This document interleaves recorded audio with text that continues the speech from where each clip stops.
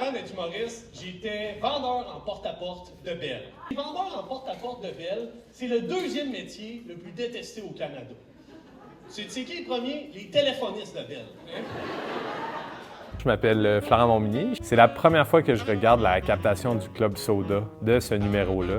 Donc, j'étais un peu stressé. Dans mes souvenirs, ça s'était passé quand même bien. À la base, je voulais devenir humoriste. OK? Je me disais qu'en étant vendeur, j'allais me pratiquer à faire du stand-up. OK? Alors que j'aurais juste pu faire du stand-up. T'sais? Ça fait drôle de le revoir comme ça. J'étais stressé. Je parle au bout de mon souffle puis je veux parler fort alors que j'ai un micro qui sert exactement à ça. C'est un sujet que j'avais évidemment bien connu. J'étais réellement vendeur en porte-à-porte pendant 7 mois environ. Et j'avais absolument détesté cette expérience. Fait que, en faisant des blagues là-dessus, ça permettait un peu de vivre un peu le malaise que j'avais eu en étant vendeur. Puis c'était un sujet que je trouvais original, mais à la fois simple. Je vendais pas. Mon boss, Martin, me donnait des conseils. Ces conseils, c'est genre, écoute Florent, t'es un beau bonhomme. Utilise ça. C'est comme si une cliente allait me dire non, puis j'allais y faire.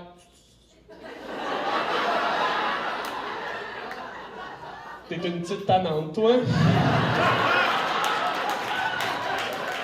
En étant 24/7 avec du monde qui mange de l'humour, t'as juste le goût de faire ça. Puis moi, j'ai toujours été quelqu'un de très passionné, mais j'ai pas été toujours quelqu'un de très discipliné. Donc, c'était un bel exercice pour moi d'écrire beaucoup, puis de sortir des idées hors de la boîte, puis de me dépasser. Mon numéro, c'était un peu comme du linge.